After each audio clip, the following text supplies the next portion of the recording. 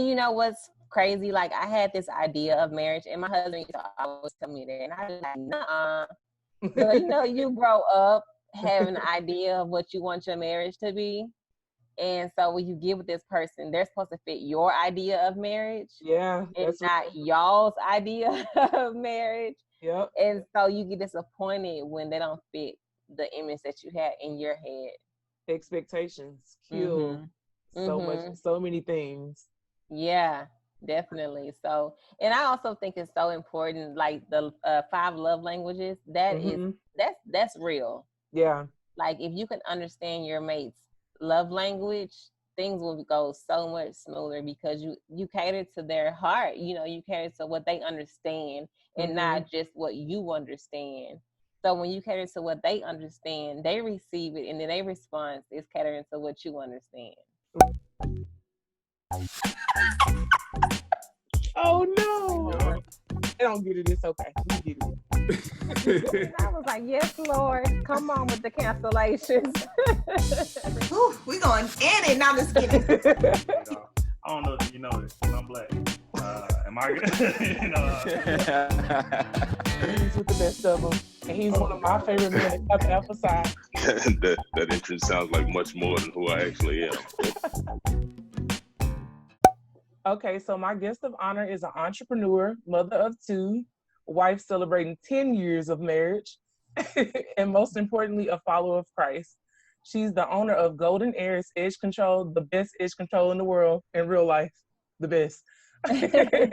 She's an amazing licensed beautician that has owned her shop for the past 5.5 years. She's an expert in all things beauty, and she most recently launched a CMOS collection, which is a family business. She lives a life that is pleasing to the Lord, and I know that he's proud of everything she's accomplished. My guest of honor is Monique Releford. How you doing, sis? That was so sweet. Thank you. No problem. I meant every word. So. Thank you so much. I want to ask you, got to start with the first question. How has quarantine been going for you?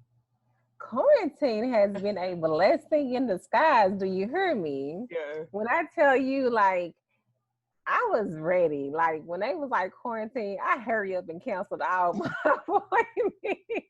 That's so funny. For real, like, I needed it. I definitely needed the break. Like, it's hard as a hairstylist to, like, take time for yourself because you be like, I'm going to disappoint somebody. So I was like, I can't cancel appointments. I need a break, but I can't get, I hate rescheduling. I hate canceling. I'm just like, I don't want to do that. So when it happened, I was like, yes, Lord, come on with the cancellations. Press pause for us. Press pause. You know what I'm saying? And in that time, like, it was amazing. I did a lot of research. That's how I started with the CMO. So it was a blessing. I must say, thank God we didn't get sick, so. I agree with that wholeheartedly. It was a blessing. I feel like I had time to breathe. Yes, like for real.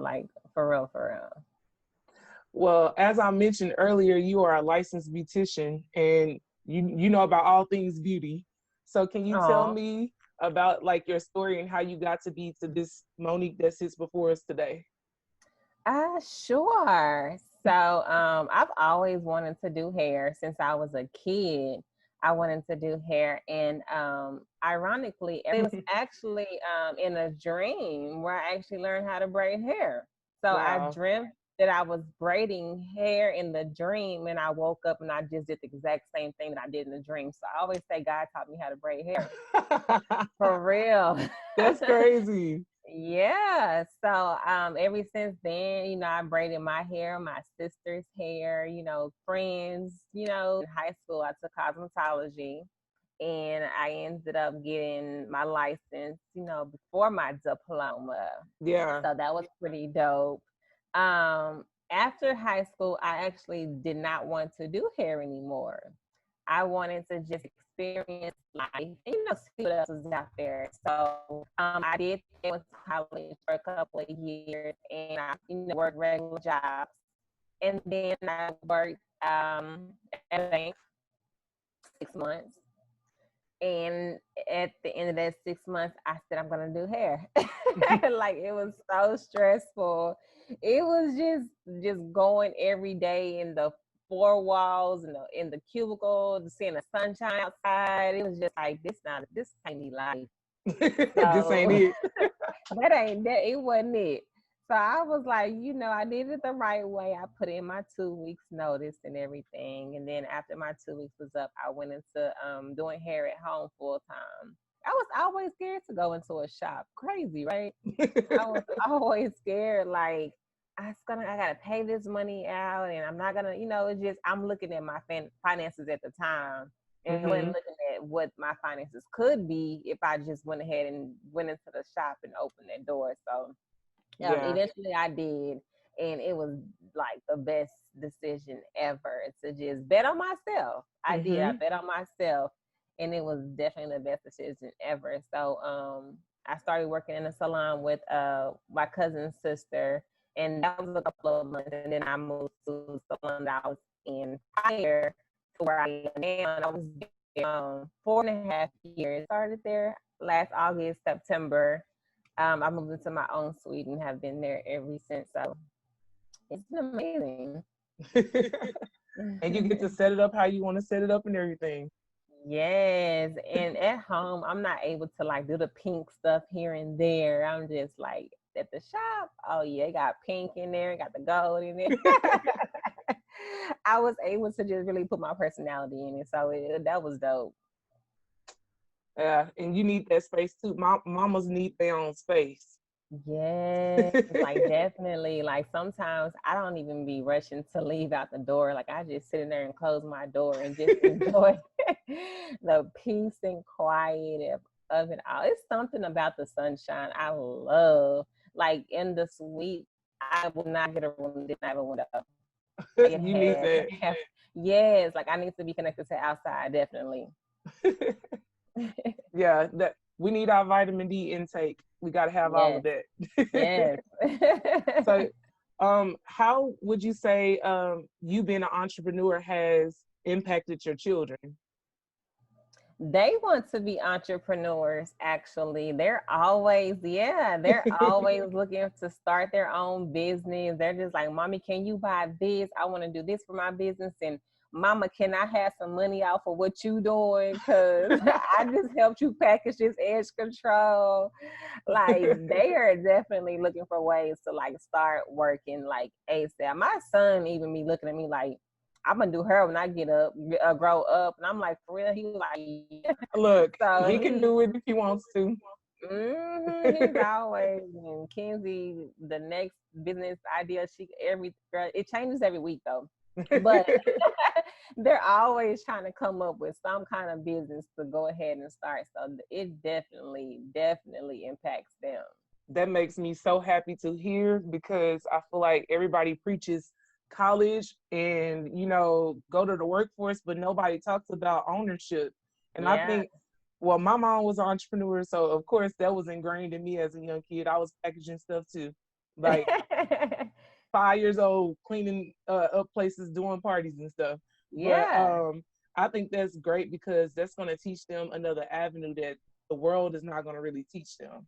Absolutely. And maybe they'll be millionaires before they even grown up. You never know. You know what I'm saying? Like, put mama and daddy into a house, buy us a couple of cars. Please. We done took care of you all this time. Yeah. Yeah, that's so crazy. But I'm happy to hear that, though. Your kids are definitely bright, and they have personalities that's like very likable.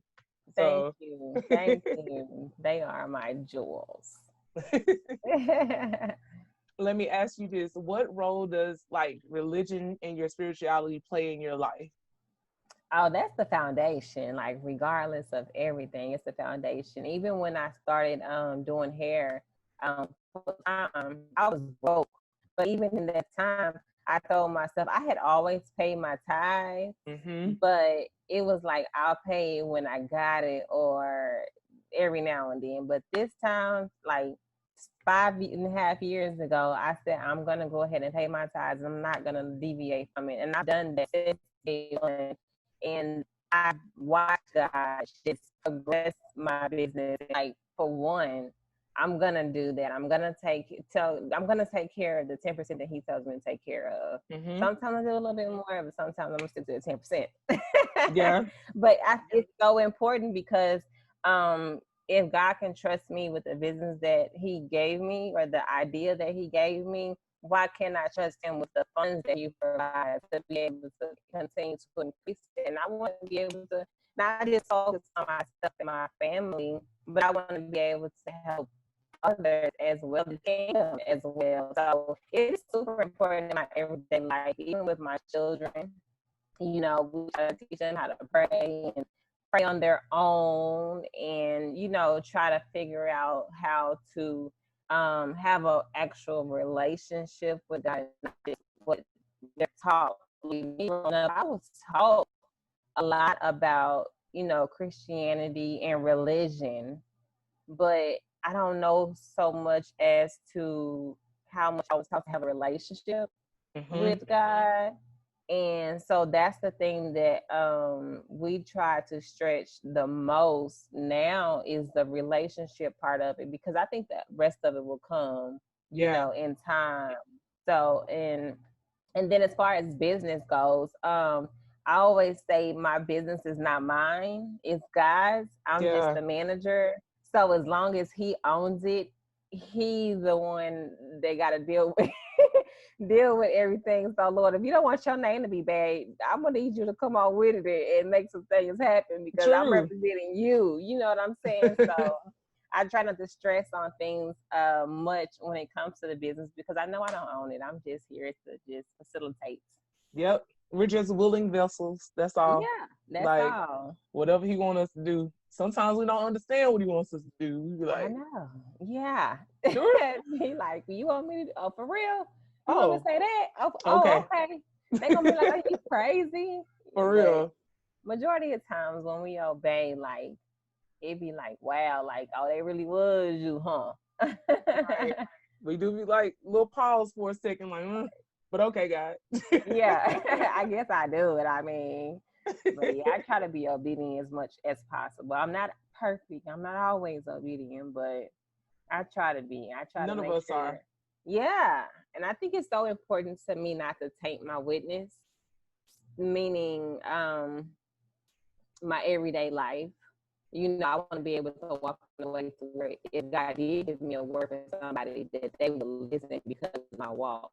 Yeah. And not say, girl, you was just, you know, blah, blah, blah.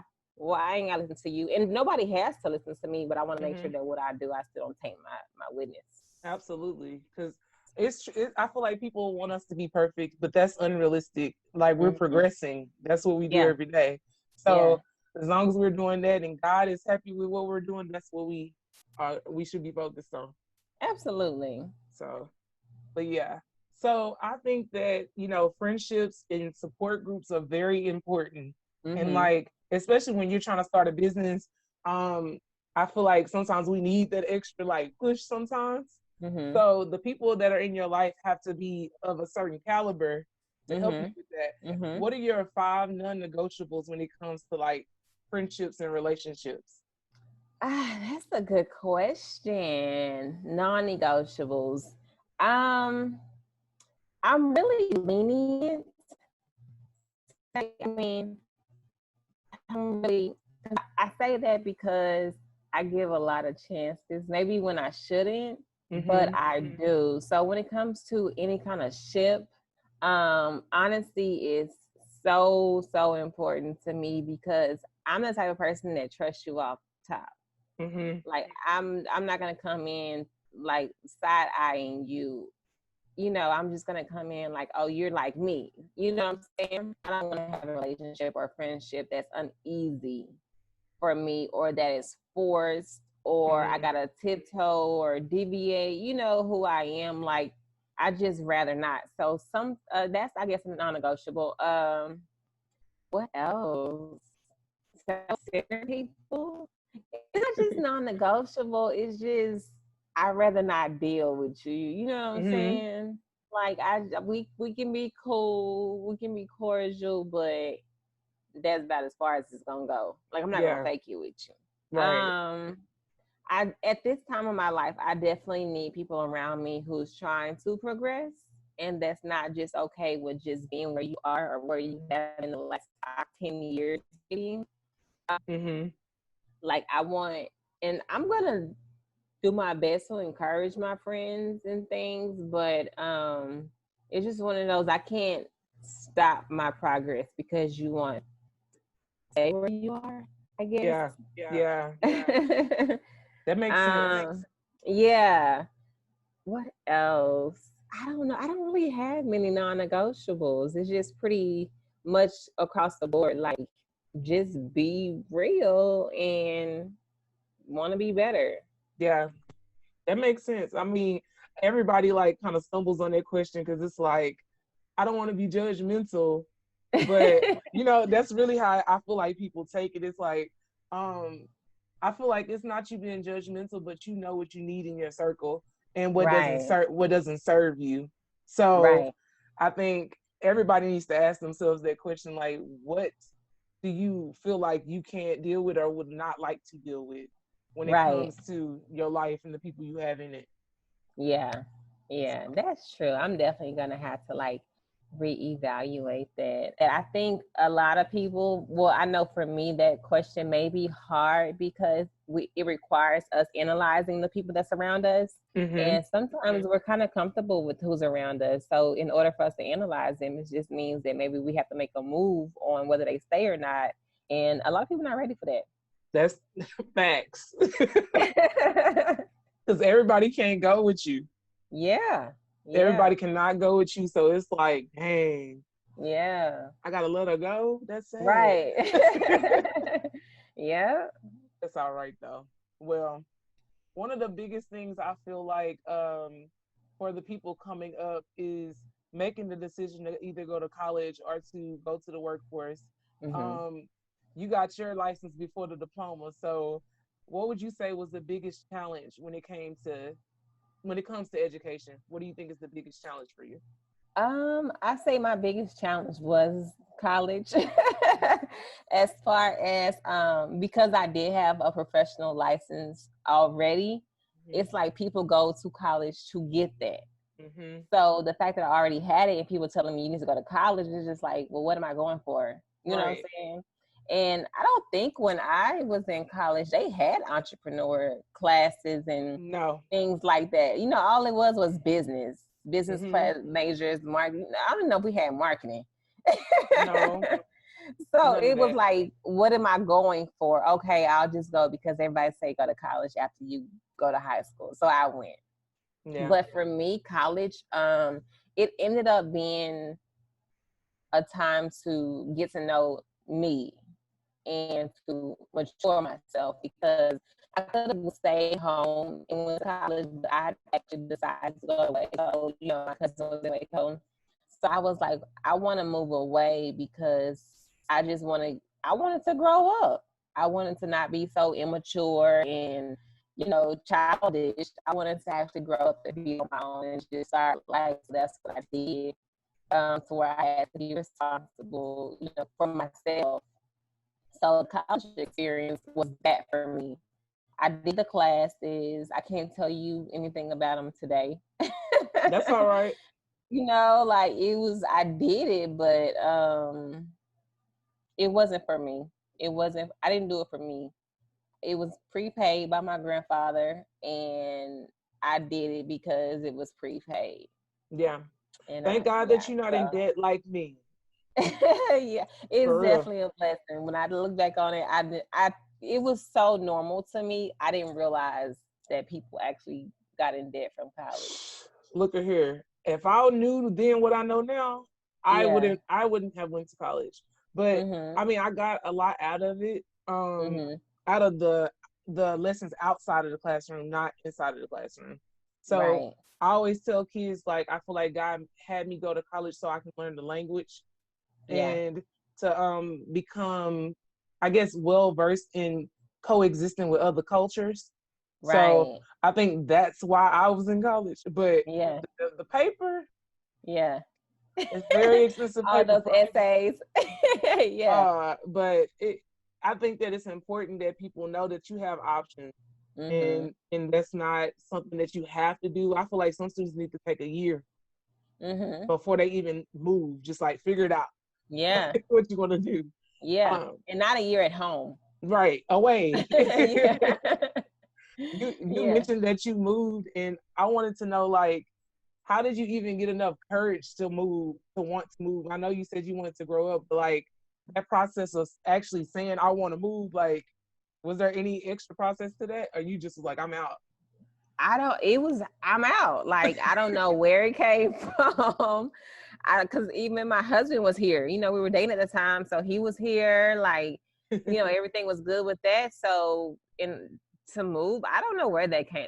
It must have been God, cause I have no clue where it came from. It had to be God, cause when I moved back home, I got pregnant. So yeah, he made that little slip for a reason. Yeah. So yeah. That's so funny. Yeah. So it was definitely God, cause it was just one of those, like, I don't know. I just wanted to get away. That's all right. More people need to do it. Let me ask you about finances and budgeting. So being an entrepreneur, we have to count our pennies and make sure that we are on the up and up when it comes to finances. Yeah. But you are a woman that likes nice things. So how do you manage your budget, or like, do you budget? I do budget. I've budgeted for a while now, and I wasn't good at it. Like at the end of the year when I go over my finances and I'd be like, where that money at though? Where it go? Like I don't see that in my account, so what's going on? And so that it was actually just last year that I got serious about saving. So I was saving last year and I ended the year. I ended okay. But this year it was actually my tithe statement that did it. When I got that in the mail, and I was like, oh, I tithe more than I got in my savings. Okay, so we got a problem. So what I actually started doing was when I paid my 10% to my tithes, I paid 10% to my savings. Yeah. And that has been a huge help. Yeah. Just doing that on its own. And I saw a significant change in doing so. And then when it comes to me the cash every day, I actually stopped using cash so much and only use my card because I see that. And I'd be like, oh, you spend too much on food, you been shopping too much. Like, I don't like seeing it. I don't like seeing the number drop. Yeah. So for me, that helped me not spend so much as well. Stop using cash and just use my card to hold me accountable for what I am spending. Yeah. I think it's funny, the average person, they'll tell them to use their cash versus their card because I guess since they don't get cash that much, it's usually a deposit, so they just be swiping. Just swiping. Yeah. So it's interesting that you flipped it and it works for you. Yeah, definitely. And then even with my card payments that I get from clients, I don't transfer those over until the end of the week. Okay. So I don't, because if I got paid every day, by the end of the week, I'm looking like, did I get paid? Like, where's my money at? So I try to budget myself that way too, is whatever's in my account for the week is what I got. And then, whatever comes is going to come for next week. Yeah. Save your money. Yeah. And then when I was over a certain amount of spending money, I would put that in my savings as well. So I just pretty much, once it goes in my savings, it ain't mine. It ain't mine. It ain't mine. I don't even count it. I ain't got that. I got $200. That's it. And nothing else. Nothing else. Yep. So I had to force myself to budget. But like most people. Yeah. So it's okay. So you already said you're married. You've been married for 10 years. In September, it'll be 10 years. That's amazing. That's crazy. First of all, I feel old. You've been married for 10 years already. Like, what advice would you give people on how to maintain like that? Because that's a milestone in real life. Yeah. I would say the most important thing about marriage and maintaining marriage is understanding that you both change constantly. Like, you're not the same person you were when you guys met. You're not the same person before kids. You're not the same person before that job change. Like, you're just not. They've progressed. They've changed. Their desires and wants have changed. You've changed. Your desires and wants have changed as well. So it would be a disservice to hold them to be that same person and accept the change. Because if you are going against the change, you're going against the grain. You know what I'm saying? So it's like, what's the point of going against it? Because it happened. You can't go backwards. Just accept it and move forward. Yeah. That's in life. That's for everybody in your own life too. Accept it, embrace it, and move forward. Yes. Like it for me, it was a long time to where, and you know what's crazy? Like, I had this idea of marriage, and my husband used to always tell me that, and I was like, nah. But you know, you grow up having an idea of what you want your marriage to be. And so when you get with this person, they're supposed to fit your idea of marriage. Yeah. And not y'all's idea of marriage. Yep. And so you get disappointed when they don't fit the image that you had in your head. Expectations kill so many things. Yeah, definitely. So, and I also think it's so important, like the 5 love languages, that's real. Yeah. Like, if you can understand your mate's love language, things will go so much smoother because you cater to their heart. You know, you cater to what they understand and not just what you understand. So when you cater to what they understand, they receive it, and then their response is catering to what you understand. Right. How did you know that you were ready for marriage at that young of an age? Because y'all obviously got married early, you know? Yeah, we did. How did you know that you were ready for that? Or did you not know? I knew that I loved him. I knew that I didn't want to be without him. I mean, he proposed to me before we got married and before I got pregnant, but it was one of those, we were in the car at a family event, and he was like, if I asked you to marry me, would you say yeah? And I was like, yeah. He said, okay, we're engaged. Okay, we're engaged. Like, okay. So I just blew that off. But he said that's when he proposed to me. I was like, still to this day, he says that's when he proposed to me. Oh, man. I'm just like, what? But for I didn't know. Yeah. And for me, it was honestly, it was just me being pregnant and not wanting to go into being a mother and not a wife. Yeah. So I was like, we already talked about this thing. Let's go ahead and do it. Yeah. I mean, but obviously it was a good decision. Y'all are a good match. You know, I love y'all. Thank you. Thank you. We love you too, girl. But you know, it ain't easy. No, it's not easy. But nothing worth having. Hell and back. Nothing worth having is easy though. Yeah. So definitely. it's all good. So how would you just define success and happiness?